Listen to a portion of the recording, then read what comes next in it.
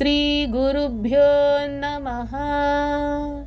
హరి ఓం. అందరికీ నమస్కారం.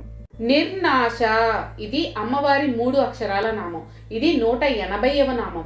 ఈ నామంతో అమ్మవారికి నమస్కారం చేసేటప్పుడు నిర్నాశాయ నమః అని నమస్కరించాలి. నిర్నాశ అంటే నాశము లేనిది అని అర్థం. సత్యం జ్ఞానం అనంతం బ్రహ్మ అని తైత్తరీయోపనిషత్తు చెప్తుంది.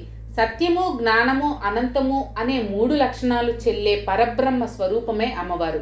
నిజమైన అస్తిత్వం కలిగినదే సత్యం. మనం తెలుసుకుంటూ పోయి దేనియందు లీనమవుతామో అది జ్ఞానం. ఆద్యంతములు లేక ఎల్లప్పుడూ ఉండడమే అనంతం. కాబట్టి అమ్మవారికి నాశ లక్షణం ఉండదు. సినిమాలోని జనన మరణాలు, హత్యలు, దోపిడీలు తెర మీదనే జరుగుతాయి, కానీ తెరకంటవు, తెరకు ఉండవు. సినిమా తెరల లాంటిదే అమ్మవారు. ఆవిడ యందు ఈ సృష్టి స్థితి లయలు వర్తిస్తాయి, కానీ ఆవిడకుండవు.